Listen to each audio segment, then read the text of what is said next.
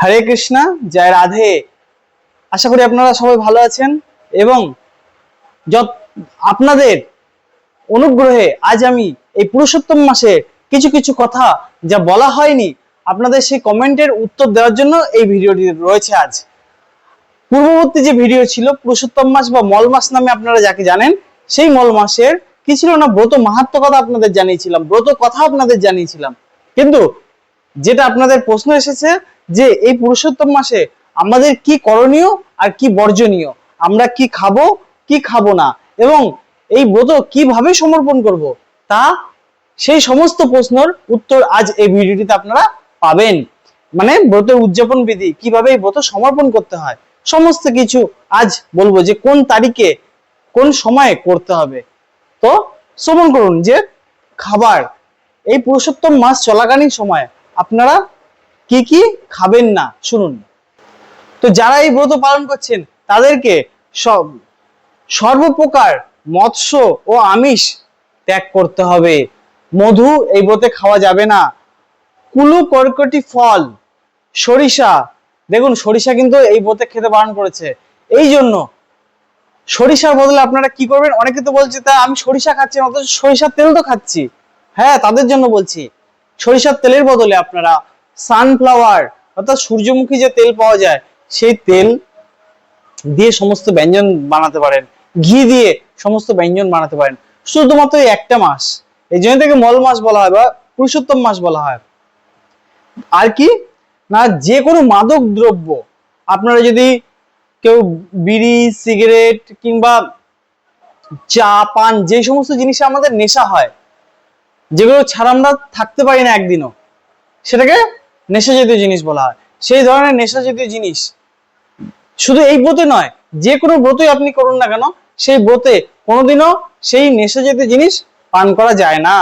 বুঝতে পারলেন? আর কি, দ্বিদল, দ্বিদল মানে হচ্ছে ছোলার ডাল, ছোলার ডাল কিন্তু এই বা ছোলা এই ব্রতে গ্রহণ করা যায় না।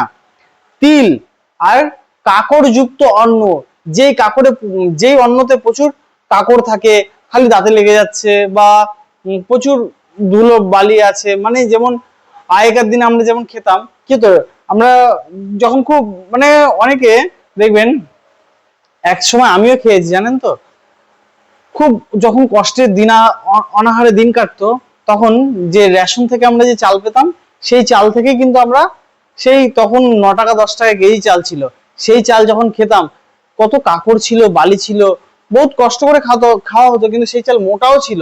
তো যাই হোক, ওই ধরনের চালের কথা বলা হয়েছে যে ওই ধরনের চালে তো কাকড় বালি থাকে, তো কাকড় যুক্ত যে সমস্ত চাল, ওই চাল এই উপবাসে জানি না খাওয়া হয়। পরের অন্ন ভোজন করা, অর্থাৎ কেউ যদি আপনাকে কিছু খেতে দেয়, সেই খাবারও পর্যন্ত আপনি এই মাসটা অন্তত খাবেন না, যারা এই মাসটা পালন করছেন। কাউর এটো খাবেন না। আপনার হতে পারে আপনার পুত্র হোক, সন্তান হোক, বাবা মা হোক, অথবা আপনার বউ হোক, যেই হোক না কেন, কাউর এটো আপনি এই মাসে খেতে পারবেন না বা খাবেন না, যেহেতু এই মাস আপনি পালন করছেন। বাসি খাবার, অনেকে বাসি খাবার বলতে দেখো, শুকনো খাবার কিন্তু বাসি হয় না, যেগুলো রান্না করা হয়, রন্ধন অর্থাৎ ভাত তরকারি ডাল রুটি, এইগুলো হচ্ছে পাকান্ন, বা লুচি, এগুলো হচ্ছে পাকান্ন। কিন্তু শুকনো খাবার মানে হচ্ছে বিস্কুট চিড়ে, এগুলো হচ্ছে শুকনো, এগুলো বাসি হয় না। কিন্তু যেগুলো বাসি হয় সেগুলো বললাম, এগুলো ধরুন আজকে রান্না করেছে, রাতে জল ঢেলে রেখেছে, পরের দিন সেটা পান্তা ভাত হয়ে গেছে যাকে বলে, সেই খাবার কিন্তু বাসি হয়ে যায়। বা তরকারি আজকে রান্না করেছে, ফ্রিজের মধ্যে রেখে দিয়েছে, সেই খাবার কিন্তু বাসি হয়ে যায়। তো এই বাসি খাবার খাওয়া নিষিদ্ধ। আজকে একটা জিনিস জানিয়ে রাখি আপনাদেরকে, শুনুন, যারা ফাস্টফুড খান সেই সমস্ত মায়েদের জানাই এবং বাবাদেরও জানাই, শুনুন মন দিয়ে, ভালো করে শুনবেন। যে পরোটা দোকানে বা মিষ্টির দোকানে যেখানে পরোটা বানানো হয়, সেই পরোটা যদি দলা আগের দিন রাতে পাকিয়ে রাখে, বা আপনার বাড়িতেও যদি যে সমস্ত মায়েরা রুটি ভাবেন যে আমার তা সময় নেই, বাড়িতে রুটি পাকিয়ে রাখছি বা পরোটা বানাবো, গোল আটা দিয়ে যে গোল পাকিয়ে রাখেন, সেই পাকানোটা অনেকে ফ্রিজের মধ্যে রেখে দেয়, সারা রাত থাকে, পরের দিন সকালে রান্না মানে তারপরে সেটাকে রুটি করে তারপরে রুটি করে দেয়। ওই রকম কেসে তাদের যারা করেন তাদের জন্য বলছি, শুনুন মন দিয়ে, কতটা খতরনাক জিনিস শুনুন, কতটা কি কি ক্ষতি করতে পারে। এই জন্য পাঠ শ্রবণ করতে হয়। এইগুলো শিব মহাপুরাণের কথা যে আমি এখন আপনাদের বলছি। দেখবেন বাড়ির কেউ যদি মারা যায় না, তার নিমিত্ত যে পিণ্ড দেওয়া হয়, সে পিণ্ড এরকম গোল করে পাকিয়ে সেখানে দেওয়া হয়। আপনার বাড়িতে যদি সে আটা বা ময়দার তৈরি যদি কোনো গোল করে এরকম রেখে দেন ফ্রিজে, নিয়ম হচ্ছে 2 ঘন্টা, 2 ঘন্টার ওপরে যদি রাখা হয় সেই বস্তু, সেই পিণ্ডদানের সমান বরাবর কাজ হয়। অর্থাৎ কাউকে পিণ্ড দিলে যেই হয়, তার ফল সেই রকম পিণ্ড দেওয়ার বস্তুতে সে পরিণত হয়ে যায়। ওই জন্য যদি আপনারা দোকানে আটা ময়দা যে পরোটা খান, দেখবেন যে ওটা রাতে করে রেখেছে কিনা, বা যেটা টাটকা করে রাখছে বা টাটকা জিনিস করছে সেইটা খাবেন। বাড়িতেও এরকম করে রেখে দেবেন না এবং দোকানেরও এরকম খাবার খাবেন না। এতে কি হবে, আপনার শরীরে ক্ষতি হবে। এবং আপনার এই পিণ্ড কাদের দেওয়া হয়, আপনার পূর্বজদের দেওয়া হয়। আপনার পূর্বজরা এতে অসন্তুষ্টি হয়, আর পূর্বজরা যদি অসন্তুষ্ট হয়, আপনার পরিবারে পিতৃদোষ লেগে যায়। আর পিতৃদোষ কি, পিতৃদোষের লক্ষণ কি, কি করে বুঝবেন আপনার পরিবারে পিতৃদোষ আছে কিনা? পিতৃদোষের নিবারণের উপায় আমি আমার ইউটিউব চ্যানেলে প্লে লিস্টে, আপনারা যদি যান, শ্রী ভাগবত কথা যে ফোল্ডার আছে সেটা যদি ওপেন করেন, এই ছবি ভিডিওটিতে আপনারা এই পিতৃদোষ সম্বন্ধে সমস্ত কিছু জানতে পারবেন এবং নিবারণের উপায়ও এখানে দেওয়া আছে, আপনারা জানতে পারবেন। তো যাই হোক, এবার আমি আসি পুরুষোত্তম মাসে। যে পুরুষোত্তম মাস আপনাদেরকে বর্ণনা করছিলাম যে কি কি খাবেন না। দেখুন, কিছু বর্ণনা করতে গেলে না আরো অনেক কিছু প্রসঙ্গ চলে আসে, যেগুলো আপনাদের জানা দরকার, না হলে তো আপনারা সেগুলো খেয়ে ফেলবেন, সেরকম করে ফেলবেন, তাই না? এই জন্যই তো পাঠ শুনতে বলি, এই জন্য পাঠের এত মাহাত্ম্য থাকে। তো তারপরে কি খাবেন, আর হচ্ছে গোড়া লেবু খাবেন না। গোড়া লেবু একদম টক হয়, যেই কাগজি লেবুর মতোই বা পাতি লেবুর মতোই, যেটা গোল খুব টক, সেটাকে বলা হয় গোড়া লেবু, সেই লেবু খাবেন না। ছাগল আর মোষের দুধ খাওয়া নিষিদ্ধ করছে এই মাসে। দেখবেন এই জন্য এই মাসে প্যাকেটের দুধ পাওয়া যায়। আপনি কি থোড়ি জেনে বসে যে প্যাকেটের দুধে মোষের দুধ না কিসের গরুর দুধ, তাই না? ওই জন্য চেষ্টা করবেন যেখানে গো মাতা থেকে ঘোষ দুধ দুয়ে নিয়ে আসে, তার দুধ গ্রহণ করার। বাইরের যে দুধ, প্যাকেটের দুধ হোক বা যেই দুধ হোক, অন্তত যদি এই মাসটা আপনারা ব্রত করে থাকেন বা যদি ব্রত নাও করেন, কিন্তু এই নিয়মগুলো যদি পালন করতে পারেন, আপনি ভগবানের অতি প্রিয়জন হবেন। ধীরে ধীরে আপনার মধ্যে ভক্তি আসবে। আমরা এগুলো কেন করি, তাতে আমরা এই সমস্ত নিয়ম নিষ্ঠা কেন এসেছে, আমাদের সুস্থ রাখার জন্য, এবং কেন পালন করি তা কিন্তু আমি আমার পূর্ববর্তী যে ভিডিও, এই মাস, এই মল মাস যাকে বলেন আপনারা, বা পুরুষোত্তম মাস বা অধিক মাস, এর মাহাত্ম্য কথাটা আমি বর্ণনা করেছি। আপনারা ওই মাহাত্ম্য কথা যদি শ্রবণ করেন, তাহলেও জানতে পারবেন এই মাসে কি মহিমা, এই পালন করলে কি হয়। তো আর কি খাবেন না, ব্রাহ্মণ দ্বারা বিকৃত কোনো লবণ আপনারা গ্রহণ করবেন না। তামার পাত্রে যদি খাবার কোনো বস্তু রেখে দেন, সে তামার পাত্রের খাবার অন্তত এই মাসটা গ্রহণ করবেন না। অনেকে সারা বছর মাশরুম খায়, যে নিরামিষ খাচ্ছে এই জন্য মাশরুম খাচ্ছে, সেই মাশরুম, গাজর, সজিনা, এই কটা জিনিস এই মাসে বর্জনীয়।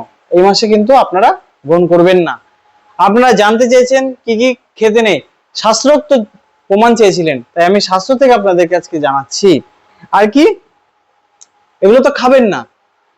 এরপরে কি খাবেন, আপনারা এগুলো বাদ দিয়ে এবার ভাত ডাল তরকারি যা যা আছে খান, ছোলাটা খাবেন না। তো এরপরে আরো জানতে পারবেন যে এই যে মাস, এই ব্রতের নিয়ম হচ্ছে 2 রকম ভাবে করতে হয়, 3 রকম পদ্ধতি আছে এই ব্রত করার জন্য। সে হলো, এক হচ্ছে সম্পূর্ণ উপবাস থাকা। উপবাস থাকা মানে হচ্ছে আপনি হয়তো ফলমূল গ্রহণ করে বেঁচে আছেন, বা সবজি সিদ্ধ ফলমূল এগুলো গ্রহণ করে বেঁচে আছেন, সেটাকে বলা হয় উপবাস।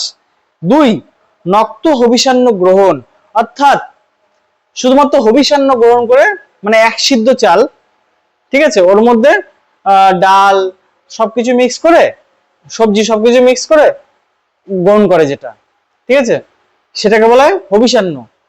সেটাকে সেইভাবে কেউ উপবাস করতে পারে, 2টো বললাম।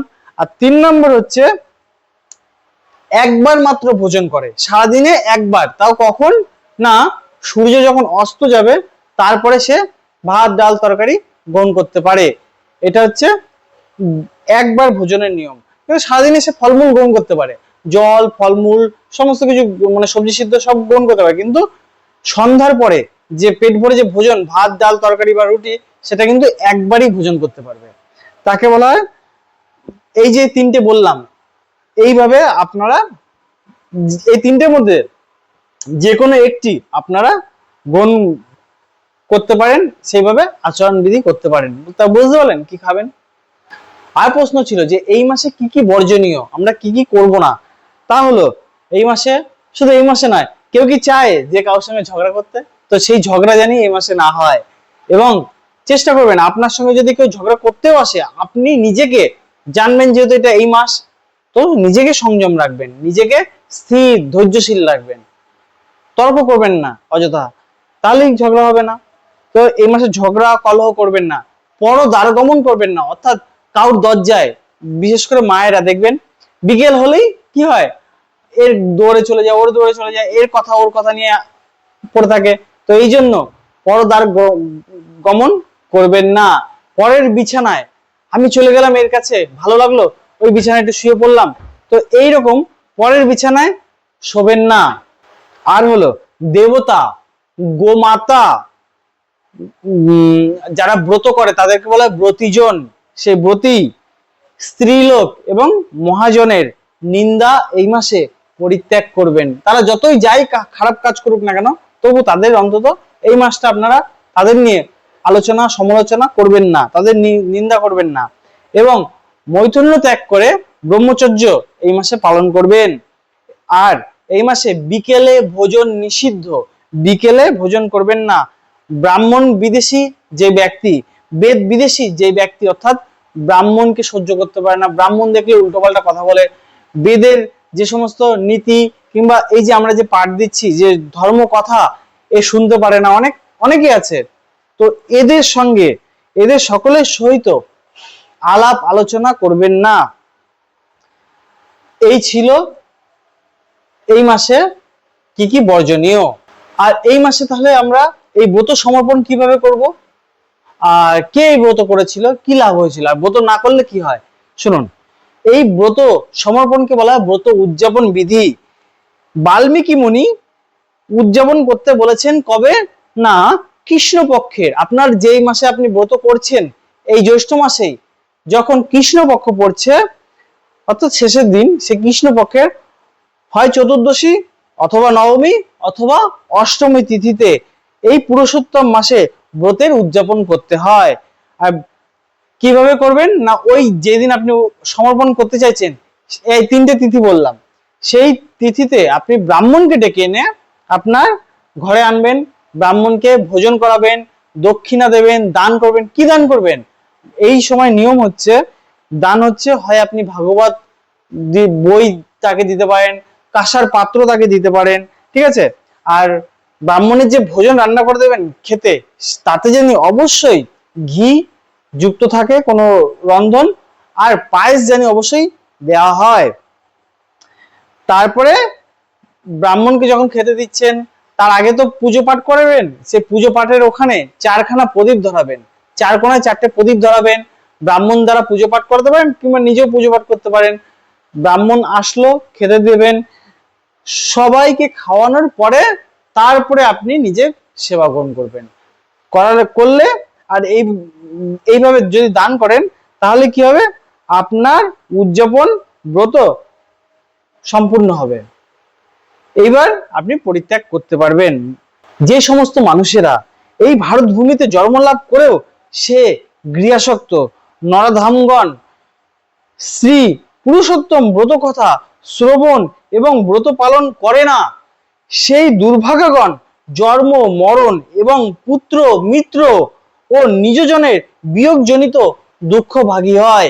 এই জন্য এই যে ব্রত কথা আমি আমার পূর্ববর্তী ভিডিওটিতে আপনাদের পাঠিয়েছি, আপনারা এই ব্রত কথা অবশ্যই শুনবেন, না শুনলে কি হবে শুনলেন তো, জন্ম মরণ পুত্র মিত্র আর কি নিজজনের বিয়োগজনিত দুঃখের ভাগীজন হয়।